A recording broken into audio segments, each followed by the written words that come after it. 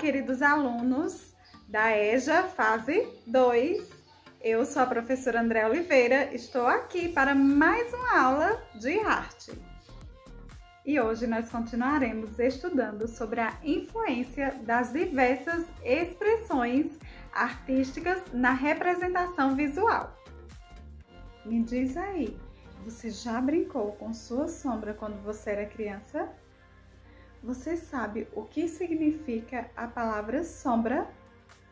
O que é sombra, na verdade? Sombra é a região formada pela ausência parcial da luz, proporcionada pela existência de um obstáculo.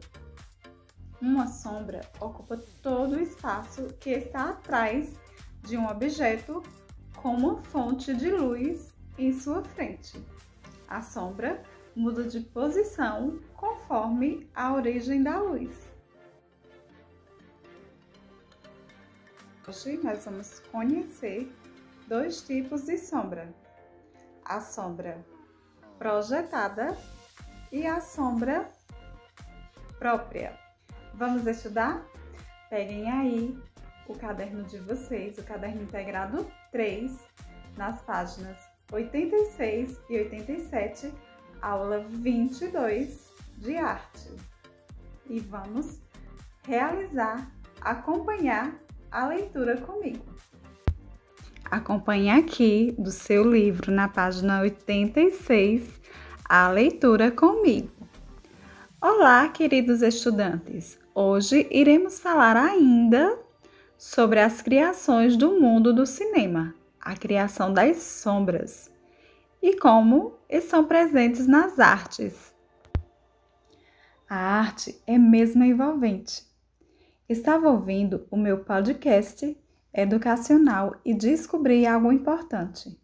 A luz, como elemento expressivo, abre diversas possibilidades para a criação. O modo, a distância e a direção em que é emitida a luz, além de evidenciar o controle da sombra, produz volumes e cria o efeito de profundidade. Eu digitei algumas informações no Word em meu computador. Vejam! Existem dois tipos de sombra. A sombra própria, que dá a sensação de volume nas imagens. Ela é produzida pelo próprio objeto quando uma fonte de luz incide sobre ela, formando as zonas mais escuras. E a sombra projetada, que é a sombra do próprio corpo refletindo em uma ou mais superfícies. Se a emissão da luz for fraca, como a iluminação natural em dias nublados, ela poderá ser pouco perceptível. Caso contrário, será bem vista.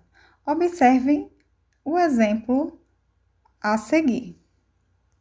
Vamos entender melhor a sombra própria e a sombra projetada. Aqui nós temos essa luz que está refletindo sobre esse objeto. Essa luz, quando reflete no objeto, nós podemos observar um meio tom. Aqui nós temos a sombra própria, que está entre a luz e a sombra própria que reflete dentro do próprio objeto. Agora vamos observar a sombra projetada. A sombra projetada tem a relação direta com a quantidade de luz que está emitida pelo objeto. Então, quanto mais forte for essa luz, maior será a sombra projetada. Vocês sabiam que vários artistas plásticos se utilizam das sombras projetadas em suas obras? Isso mesmo, essa técnica também é vista no cinema.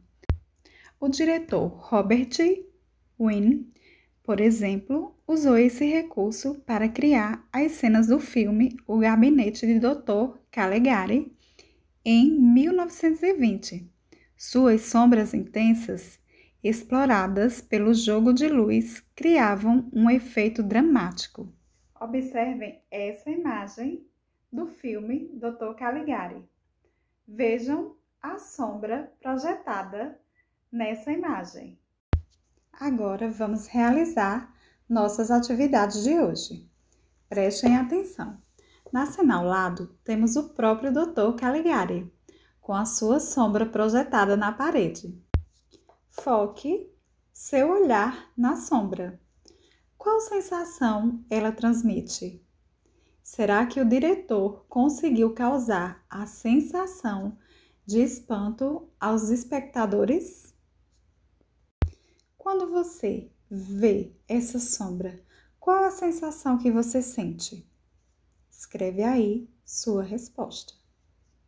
Observe as figuras a seguir e localize a sombra própria, a sombra projetada e o brilho da luz. Você vai escrever aqui cada uma delas. Aqui nós temos a setinha em cada uma das sombras. Aí você vai apenas identificar cada uma dessas sombras. Meus queridos, nossa aula está finalizando.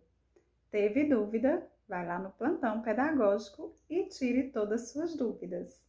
Até a próxima aula. Fiquem com Deus.